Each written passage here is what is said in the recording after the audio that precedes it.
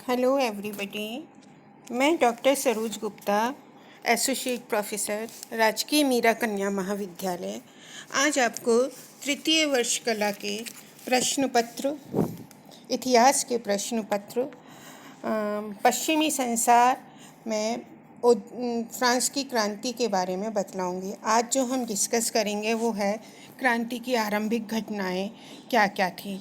सबसे पहले हम डिस्कस करेंगे इसमें स्टेट्स जनरल का अधिवेशन।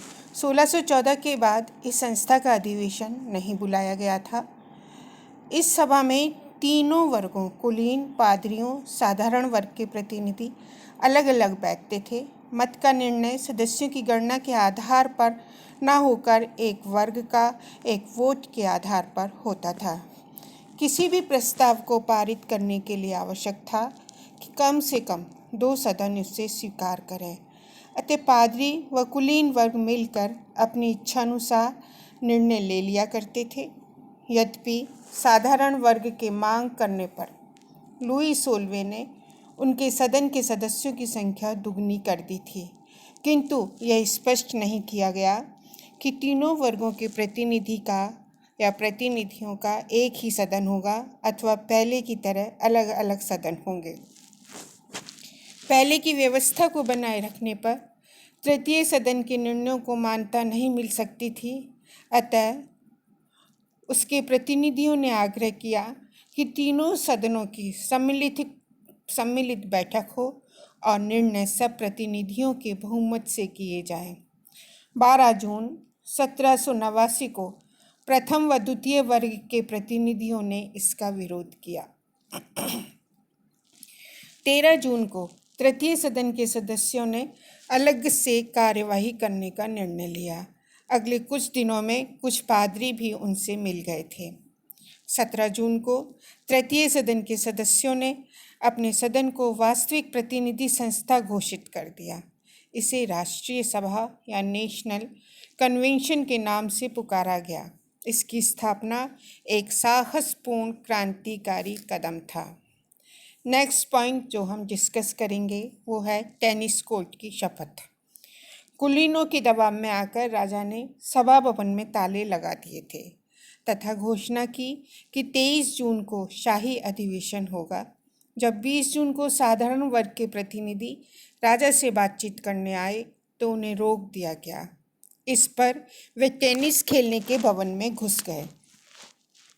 उन्होंने वहाँ एक शपथ ली जो टेनिस कोर्ट की शपथ के नाम से जानी जाती है। इसमें राष्ट्रीय सभा ने यह निश्चय किया कि जब तक संविधान का निर्माण नहीं हो जाता है और उसे दृढ़ नींव पर नहीं रख दिया जाता है, तब तक जहाँ भी जैसी भी परिस्थिति के अनुसार आवश्यक होगा वे एकत्र होते रहेंगे। टेनिस कोर्ट की शपथ फ्रांसीसी क्रांति की एक महत्वपूर्ण घटना है। इतिहासकार हुए हैं एक हेज। तो हेज के अनुसार यह शपथ फ्रांसीसी क्रांति का वास्तविक आरंभ थी। यह शपथ दैविक अधिकारों पर आधारित निरंकुश राजतंत्र की समाप्ति एवं जन इच्छा पर आधारित सीमित राजतंत्र के आरंभ की घोषणा थी। इस प्रकार टेनिस कोर्ट की शपथ का फ्रांस की राज्य क्रांति में बड़ा महत्वपूर्ण स्थान है।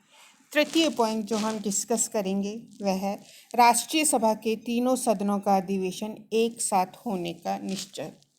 राजा ने विवश होकर तीनों सदनों की एक संयुक्त बैठक बुलाई।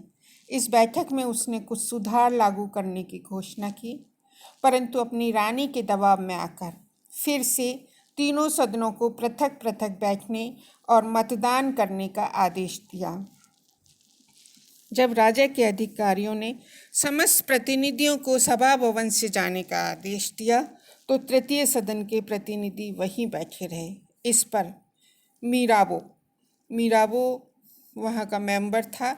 मीराबो ने दृढ़ता के साथ कहा कि वे जनता की इच्छा से यहाँ पर आए हैं और जब तक बंदूक की गोली से उन्हें नहीं हटाया जाएगा वे वहाँ से नहीं हटेंगे।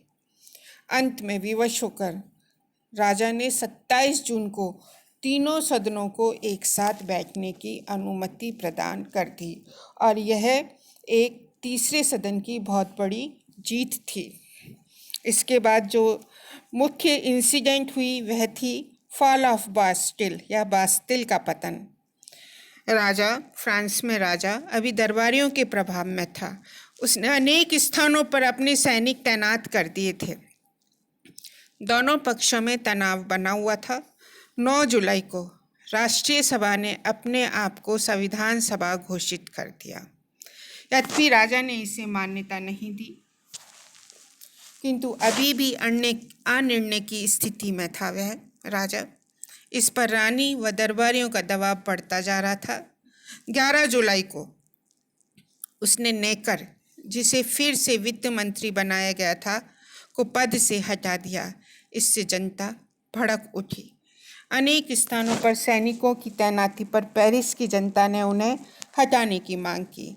इस पर राजा ने कहा कि यदि प्रतिनिधि सैनिकों से भयभीत हैं तो वे पेरिस छोड़कर चले जाएं।